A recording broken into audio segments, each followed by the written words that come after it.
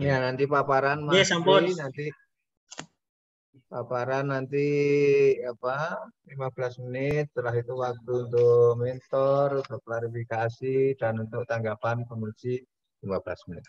Untuk itu monggo Mas Riyadi laporannya kami persilahkan untuk dipaparkan, waktu saya berikan, monggo.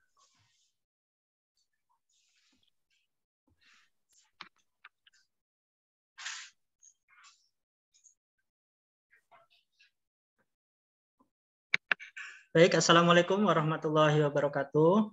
Waalaikumsalam warahmatullahi wabarakatuh. Yang saya hormati Bapak Iswanto selaku penguji, Pak Sudono selaku kus, dan Pak Sugeng selaku mentor.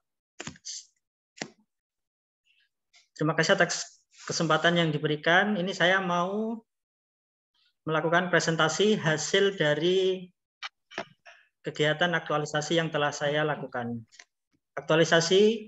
Kegiatan yang saya lakukan berjudul optimalisasi pemberian informasi kesehatan pasca perawatan COVID kepada pasien COVID dengan media leaflet dan video di ruang isolasi COVID RSUD Dr. R. Sosodoro Jatikusumo Bojonegoro.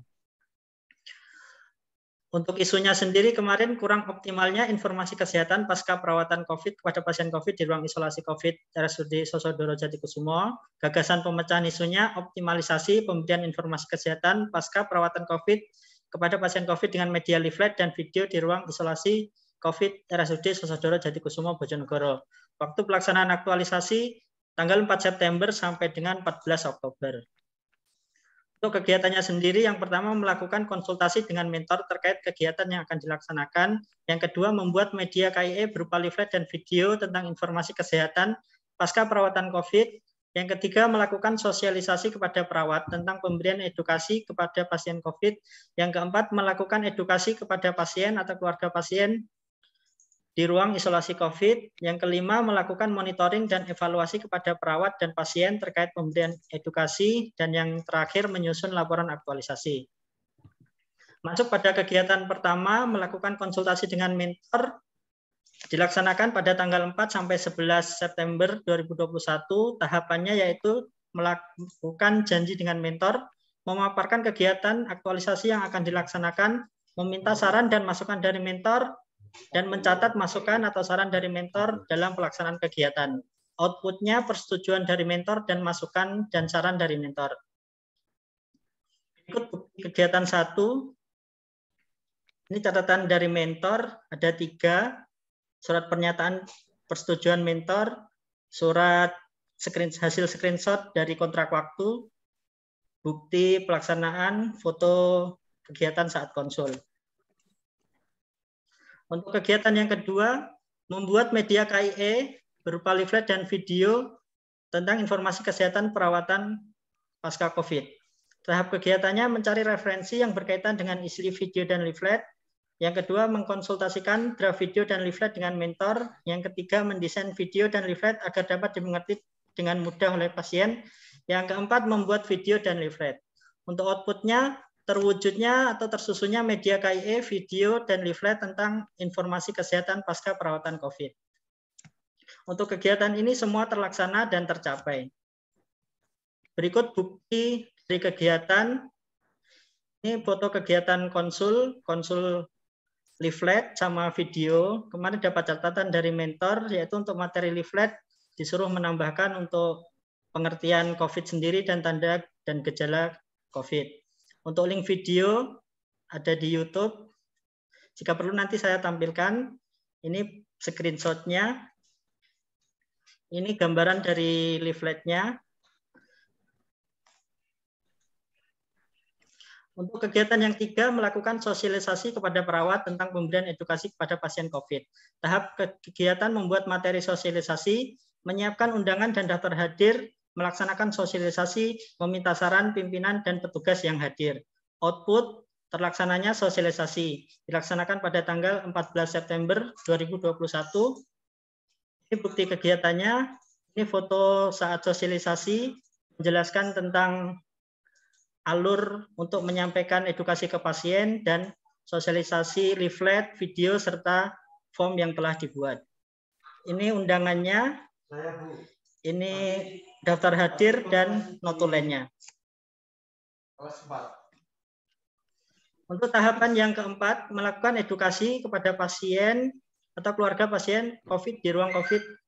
Tahapan kegiatannya kontrak waktu dan meminta izin untuk dengan pasien untuk kegiatan yang akan dilakukan. Yang kedua, melakukan edukasi kepada pasien atau keluarga pasien COVID. Yang ketiga, memberikan leaflet kepada pasien. Yang keempat, mengirimkan video edukasi melalui WhatsApp. Outputnya terlaksananya kegiatan pemberian edukasi kepada pasien atau keluarga pasien. Tanggal pelaksanaan 15 September sampai 6 Oktober. Berikut buktinya. Kegiatan edukasi, foto kegiatan edukasi serta saat memberikan leaflet. Ini juga yang di bawah. Terus yang ini format saat pemberian edukasi, yaitu berupa checklist yang diisi oleh perawat. Apakah dia benar-benar melaksanakan edukasi atau tidak dan dilakukan pada tanggal berapa. Sedangkan ini lembar kuesioner pengetahuan pasien atau keluarga pasien. Ini dibuat untuk pretest sama post-test. Ini bukti tes, ini bukti post-test yang telah diisi oleh keluarga pasien, dan ini checklist yang sudah terisi, yang telah dilaksanakan oleh perawat di ruangan, serta bukti screenshot saat pengiriman video kepada pasien melalui WhatsApp. Kegiatan yang kelima, melakukan monitoring dan evaluasi kepada perawat dan pasien terkait pemberian edukasi. Tahapan kegiatan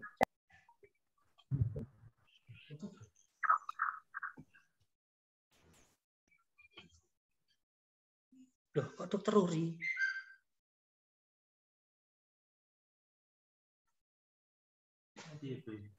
Saya keliru ya? Keluar ya? Iya, Dok.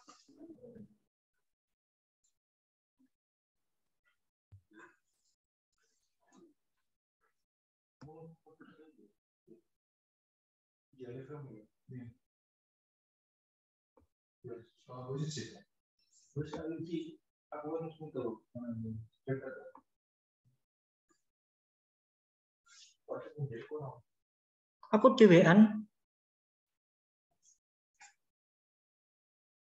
Baliknya.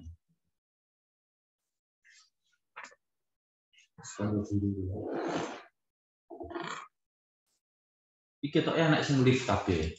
Iya, ono sing mencet close all room. Close all. Akhirnya kabeh metu. Sopo sing pas breakmu itu. Iya.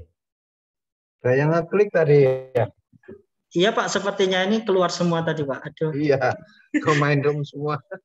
Saya kaget, Pak, kirain saya yang error.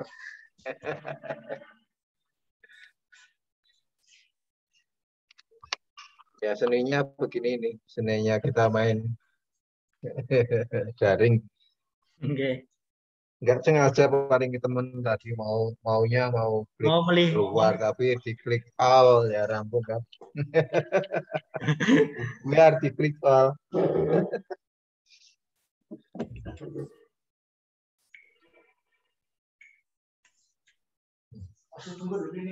Yo, lebok nungguanku, Bro. Metu kok di metu kabeh. Pasukan dimulai kembali ke bisa dulu bisa kan? Gak bisa. Kon lebokno iku le. Bururi ngandana. Lah aku ning rumah.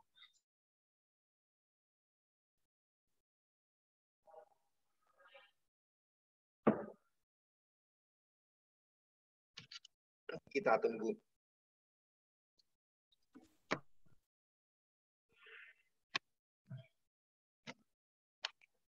Ngapunten Pak Is, ada yang ngeklik ini tadi. Ada yang ngeklik close all lah, kabeh. Keluar. Seninya di sini Pak kalau iya. daring itu Pak. Seninya kita main di dunia maya itu. Lah.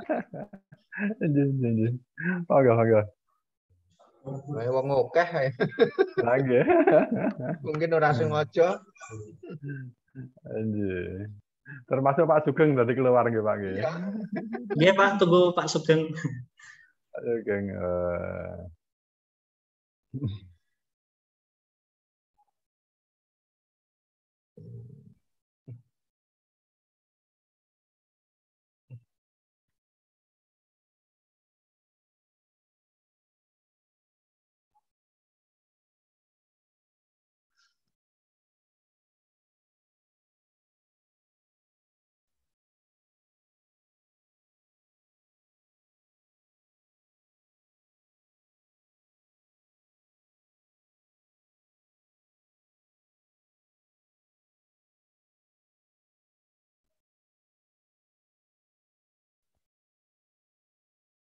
Monggo disambil minum dulu Pak Mas Riyadi. Nah, ya. Disambil Oke, minum Pak. dulu, Oke. Mas. Oke.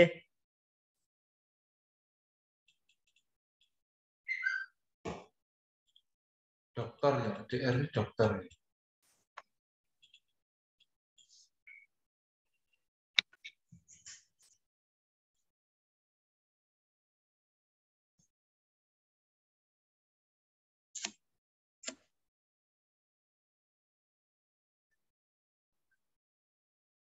Sing ning jopo to ya, Pak Sugeng. Apa-apa kayaknya. Iya, saya jago. Terus aku bisa. Jago namanya. Nek iso. Lah ning kene keterangannya wis ning jero ya. Suruh join ke ROM 4, Mas.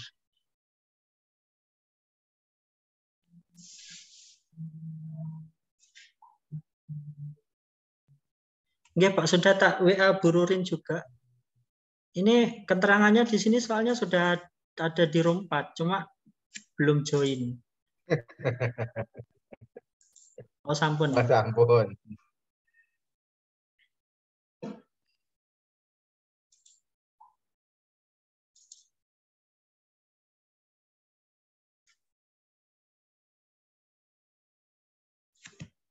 Monggo lanjut Mas Pri. Oke, lanjut ya, Pak. Tadi sampai di kegiatan 5, melakukan monitoring dan evaluasi kepada perawat dan pasien terkait pemberian edukasi. Yang pertama, membuat lembar monitoring dan evaluasi. Yang kedua, melakukan penilaian terhadap kegiatan edukasi yang telah dilakukan. Yang ketiga, mengisi lembar monitoring dan evaluasi. Yang keempat, melaporkan dan meminta saran terkait hasil evaluasi kepada pimpinan. Outputnya terlaksananya kegiatan monitoring dan evaluasi. Kegiatannya dilakukan tanggal 15 sampai 6 Oktober, terlaksana dan tercapai.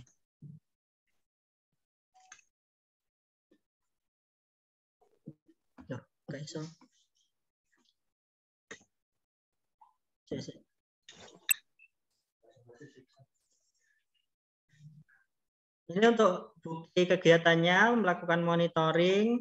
Ini format monitoring evaluasi perawat. Ini format monitoring evaluasi pasien. Jadi dua-duanya kita evaluasi, perawat dan pasien. Untuk yang pertama, monitoring penilaian pengetahuan pasien sebelum dilakukan KIE. Ini monitoring evaluasi pasien sebelum dilakukan KIE. Dari 15 pasien, ini bukti checklistnya. Keterangannya dari hasil monitoring penilaian pengetahuan pasien sebelum dilakukan KIE didapat dari form kuesioner yang telah diisi oleh pasien atau keluarga pasien. Dari 15 pasien yang menjadi responden, sebanyak 10 pasien atau 66,67 belum mengerti gimana cara perawatan setelah sembuh dari COVID-19. Sedangkan 5 pasien atau 33,33% sudah mengerti gimana cara perawatan setelah sembuh dari COVID-19. Untuk monitoring evaluasi perawat, dari 15 pasien yang diedukasi, data hasil monitoring evaluasi perawat didapat dari form pemberian edukasi pasca perawatan COVID di rekam medik pasien. Dari 15 pasien yang menjadi responden, perawat telah melakukan edukasi kesehatan tentang pengertian penyakit COVID, protokol kesehatan, panduan minum obat, panduan makanan seimbang, dan cara menjaga imunitas setelah sembuh dari COVID, serta telah memberikan leaflet dan mengirim video edukasi. Untuk monitoring penilaian pengetahuan pasien setelah dilakukan KIE, data hasil monitoring penilaian pengetahuan pasien setelah dilakukan KIE didapat dari form kuesioner yang telah diisi oleh pasien atau keluarga pasien setelah dilakukan KIE. Dari 15 pasien yang menjadi responden tadi, sebanyak 3 pasien belum mengerti gimana cara perawatan setelah sembuh COVID, sedangkan untuk 12 pasien atau 80%-nya sudah mengerti gimana cara perawatan setelah sembuh dari COVID. Ini foto dokumentasi saat melaporkan hasil evaluasi kegiatan kepada kepala ruangan. Untuk kegiatan yang terakhir yaitu menyusun laporan aktualisasi. Tahapan kegiatan menyampaikan kepada mentor tentang hasil kegiatan yang telah dilakukan sebelum disusun dalam bentuk laporan aktualisasi, berkonsultasi dengan coach terkait hasil diskusi dengan mentor tentang bentuk laporan aktualisasi, dan menyusun hasil kegiatan ke dalam bentuk laporan aktualisasi. Outputnya tersusunnya laporan aktualisasi. Ini bukti untuk penyusunan aktualisasi serta bimbingan dari coach. Untuk kesimpulan, sebelum dilakukan aktualisasi, tadi yang saya sudah jelaskan dari atas, dari 15 pasien yang menjadi responden, sebanyak 10 pasien belum mengerti gimana cara perawatan COVID, sedangkan 5 pasien sudah mengerti. Setelah dilakukan aktualisasi, dari 15 pasien, sebanyak 3 pasien yang belum mengerti, sedangkan yang 12 pasien sudah mengerti gimana cara perawatan setelah COVID. Artinya terjadi peningkatan 7 pasien atau sebesar 46,67% sudah mengerti gimana cara perawatan setelah sembuh dari COVID. Dan sebelum aktualisasi, belum adanya media edukasi tentang informasi kesehatan pasca perawatan COVID. Setelah aktualisasi, adanya media edukasi berupa leaflet dan video tentang informasi kesehatan pasca perawatan COVID. Untuk saran kepada instansi RSUD Sosodoro Jatikusumo Bojonegoro, diharapkan untuk selalu memberikan informasi kesehatan pasca perawatan COVID kepada pasien COVID maupun ke semua pasien yang berobat di RSUD Sosodoro Jatikusumo. Yang kedua, diharapkan untuk selalu mendukung sesuatu kegiatan yang dapat membuat perubahan di Rumah Sakit Umum Sosodoro Jatikusumo untuk memberikan pelayanan yang lebih baik dan memberikan fasilitas yang memadai dalam memberikan pelayanan untuk meningkatkan mutu pelayanan di Rumah Sakit Sosodoro Jatikusumo. Untuk saran yang kedua kepada perawat RSUD Sosodoro Jatikusumo, yang pertama diharapkan untuk selalu konsisten dalam memberikan informasi kesehatan kepada pasien maupun keluarga pasien, dan diharapkan untuk selalu melaksanakan tugasnya penuh dengan tanggung jawab. Baik, terima kasih. Mungkin itu yang bisa saya sampaikan. Mohon bimbingan dan arahannya, Bapak.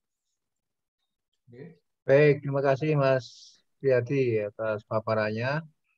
Untuk waktu selanjutnya kepada Bapak Mentor, Bapak Sugeng, untuk bisa memberikan klarifikasi atas apa yang dilakukan atau apa yang disampaikan oleh Mas Priyadi.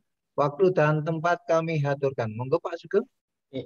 Terima kasih Pak Sudono. Assalamualaikum warahmatullahi wabarakatuh. Waalaikumsalam. Selamat siang. Pak Iswanto, gimana kabarnya? Alhamdulillah ya. Baik, Pak. Ya, alhamdulillah. Terima kasih ketemu lagi Pak Iswanto. Jadi terima kasih Mas Pri sudah memberikan pengarahan, sudah memberikan materinya tadi. Jadi saya hanya ingin memberikan tambahan saja bahwa informasi adalah merupakan hal yang mutlak harus diberikan kepada siapapun COVID maupun pasien itu adalah pasien reguler yang lain. Akan tetapi karena saat ini di dunia bahkan di Indonesia termasuk di Bojonegoro sedang gencar-gencarnya COVID dan COVID itu sampai hari ini adalah menjadi sesuatu yang luar biasa, maka informasi ini penting. Apa saja di informasi yang harus diberikan, tadi Mas Priyadi sudah banyak memberikan materinya terkait apa saja yang harus diketahui oleh pasien. Ini penting sekali karena apa? Karena masih banyak di masyarakat itu yang belum memahami terkait COVID. Sehingga dengan adanya informasi ini diharapkan, satu, pasien selama berada di rumah sakit akan merasa nyaman, itu yang pertama.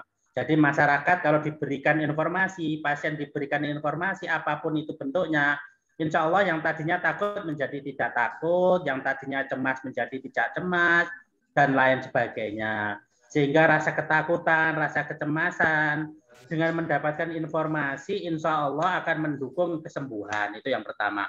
Jadi tahu saja tentang penyakitnya, tahu saja apa yang harus dilakukan. Ini otomatis pasien psikologisnya baik, sehingga yang harusnya sembuhnya lama menjadi sembuh lebih cepat. Itu kalau secara internal untuk pasiennya. Keluarnya otomatis, kalau pasien nanti merasa ternyata di rumah sakit itu tidak semenakutkan hoax di masyarakat, sehingga nanti secara otomatis pasien ini kalau informasinya jelas, pengetahuannya jelas tentang COVID, diharapkan pasien ini nanti akan getok tular ke masyarakat. Akan getok tular ke masyarakat bahwa MRS atau nama di rumah sakit itu seperti ini, porsinya yang akan diberikan kepada masyarakat itu sesuai. Jadi harapannya seperti itu. Jadi pasiennya juga merasa nyaman, di masyarakatnya juga akan mengurangi hoax-hoax sehingga apa sebenarnya COVID nanti bisa dibuktikan oleh pasien secara langsung. Dari pihak rumah sakit secara otomatis Mas Priyadi akan full up untuk memberikan ini dukungan karena ini penting informasi, makanya kita melalui media sosial, bahkan kita memberikan video khusus, jangan takut berkunjung ke rumah sakit, itu kita upload besar-besaran agar apa? Agar pasien juga tidak merasa takut dengan informasi yang benar. Jadi mungkin itu tambahan dari saya Pak Sudono, terima kasih. Baik, terima kasih Pak Sugeng atas konfirmasinya. Dan memang benar karena kurangnya informasi itu masyarakat kita juga memang takut untuk pergi ke rumah sakit dengan adanya COVID ini. Jangankan berobat, sakit berobat, mau yang enggak aja takut kok, yang enggak sakit aja ke rumah sakit. Dari informasi yang disampaikan Mas Priyadi ini mungkin cukup bagus. Matur nuwun Pak Sugeng. Waktu selanjutnya kepada Pak Penguji untuk bisa menanggapi apa yang disampaikan Mas Priyadi tadi. Waktu dan tempat kami aturkan, monggo Pak Penguji. Terima kasih Pak Sudono selaku moderator juga juga terima kasih atas klarifikasi dari Pak Sugeng yang telah membenarkan dan mendukung kegiatan dari Mas Priyadi. Selamat siang Mas Priyadi. Selamat siang Bapak Is. Dapat didengar nggih? Nggih. Gimana kondisinya untuk jumlah pasiennya dibanding kapasitas kamarnya, berapa persen ini keterisiannya? Untuk kapasitas tempat tidurnya udah diturunkan Pak. Yang dulu kan sampai 100-an lebih, sekarang sisa 40. Terus pasiennya kurang lebih 8-10 saat ini. Oh, kalau sebelumnya itu full terus Pak, 40. Dulu sampai nolak-nolak ya Mbak ya? Iya benar. Pernah ya? Sama berarti sama dengan Kediri Pak. Alhamdulillah sudah turun. Mas Priyadi, kita untuk yang jenengan itu membuat leaflet, video, dan alhamdulillah videonya nggak usah ditampilkan karena saya juga sudah melihat tentang 5M itu yang jenengan masukkan di dalam video itu sudah kami lihat. Termasuk untuk sosialisasi, perawat, edukasi, pasien, dan pendamping. Dalam pelaksanaan aktualisasi yang jenengan lakukan, itu apa kira-kira hambatan di rumah sakit tadi, Mbak? Untuk hambatannya, pertama sosialisasi, Pak. Untuk sosialisasi ke perawat, itu kan harusnya semua hadir untuk sosialisasi. Tapi untuk kenyataannya hanya 60%, kurang lebih segitu. Soalnya kita kan di rumah sakit kerjanya nge-shift. Jadi ada yang kebetulan dinas pagi, siang, atau malam. Yang habis dinas malam, pulang capek, nggak bisa hadir. Terus yang kedua itu untuk saat edukasi itu, edukasi ke pasien atau keluarga pasien itu yang kebetulan pasiennya udah lansia. Jadi kita sudah jelaskan panjang lebar, kita review ulang itu kadang belum mengerti juga. Gitu. Perlu baleni lagi gitu Pak ya, mengulangi aja. Saya paham betul itu karena istri saya juga perawat Mas, jadi paham posisinya. Terus untuk capaian pelaksanaan, kira-kira dari jenengan tahapan, terus dari itu berapa persen Mas dari rencana dan itu berapa persen pelaksanaannya? Untuk capaian pelaksanaan. Untuk capaian pelaksanaannya 100% tercapai sesuai rencana. Ya, alhamdulillah sesuai jadwal nggih. Terus yang untuk kemanfaatan sekarang. Untuk kemanfaatan pun dari jenengan tadi apa aja Mas? Bagi diri jenengan juga bagi instansi, kemanfaatan dari aktualisasi yang jenengan jalankan. Untuk saya pribadi lebih mengarah ke tujuan dari Latsar sendiri Pak, menjalankan nilai-nilai dasar aneka untuk diterapkan saat bertugas. Terus untuk rumah sakit, yaitu tadi saya membuat inovasi leaflet sama video itu bermanfaat bagi instansi karena sebelumnya belum ada leaflet dan video dan saya membuat itu. Dan untuk pasien sendiri itu juga bermanfaat karena kalau hanya menjelaskan lewat bicara lisan saja kemungkinan pemahamannya kurang. Tapi setelah kalau dikasih leaflet atau video pemahamannya lebih meningkat. Jadi sangat bagus sekali. Terus kalau dari aktualisasi jenengan, kalau dikaitkan dengan visi misi dari rumah sakit, kira-kira mendukung mana, Mas? Misi yang mana, Mas? Untuk kegiatan aktualisasi yang saya lakukan mendukung misi rumah sakit yaitu mewujudkan peningkatan SDM yang berkelanjutan. Jadi pemberian informasi yang sebelumnya kurang optimal, sekarang lebih optimal lagi. Sangat bagus sekali. Tapi yang perlu saya perlu ditambahkan yaitu ditampilkan dari di penutup, Mas, yaitu di kesimpulan, mohon untuk ditambahkan satu kalimat saja yang terakhir itu adalah fungsi dari aktualisasi jenengan, yaitu aktualisasi yang dilakukan mendukung visi dan misi keberapa, yaitu bunyinya bla bla bla bla gitu. Jadi untuk aktualisasi bukan bermanfaat pada diri atau pimpinan sekitar saja, tapi juga mendukung organisasi. Itu. Bisa dipahami, Mas? Iya, Pak. Dari itu saran yang pertama. Itu saran yang pertama, terus saran yang kedua. Untuk yang kedua, apabila pimpinan jenengan itu mengizinkan agar lebih bermanfaat, menambah kemanfaatan nilai dari leaflet juga video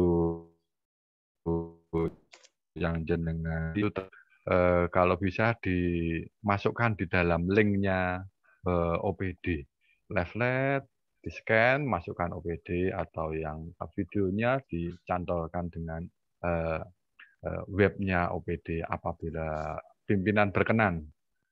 Tentunya nanti akan menambah kemanfaatan bagi semua orang. Jadi kalau sosialisasi itu hanya sekali, 2 kali gitu aja sudah. Tapi kalau insya Allah kalau sudah di video itu jadi amal pendidikan amal edukasi yang awet, tidak hanya 1-2 tahun 2 tahun, insya Allah awet kalau tidak ada perubahan, menambah kemanfaatan dan menjadi ilmu yang bermanfaat bagi semua orang. Itu kalau pimpinan mengizinkan menambah user, Iya, Pak. Mungkin itu yang perlu saya tambahkan. Sekali lagi selamat, mudah-mudahan tidak 80%, segera 100% gajinya. Amin. Amin. Terima kasih. Waktu kami kembalikan pada Bapak Moderator. Monggo, Pak Dono. Baik, terima kasih Pak Penguji atas tanggapannya. Kepada Mas Priyadi, silakan untuk segera ditindaklanjuti terkait dengan saran dari penguji di bab 5 di kesimpulan. Silahkan ditambahkan di poin terakhir itu bahwa aktualisasi yang dilakukan ini mendukung misi yang keberapa, terus bunyinya apa? Iya, Pak. Sudah mengerti? Paham, Pak. Ampun. Untuk yang leaflet dan video terkait dengan di-share di web resmi rumah sakit, nanti itu intern, monggo nanti dirembuk dengan pimpinan atau yang berkompeten. Dan sekali lagi kepada Pak Sugeng, saya sebagai coach dalam membimbing Mas Priyadi, yang mana secara substansi yang lebih verso Pak Sugeng, makanya kemarin di konsultasi saya mengharapkan atau meminta Mas Priyadi untuk selalu konsultasi dengan Pak Sugeng. Ya, saya secara penulisan dan sistematika dan alur pikir saja. Siap, Bapak. Dan terima kasih Pak Ugeng sudah mengawal Mas Priyadi sampai siang hari ini, laporannya diterima dan alhamdulillah selamat Mas Pri. Alhamdulillah, terima kasih Terima Bapak. kasih Pak Sugeng. Terima kasih Pak Tono.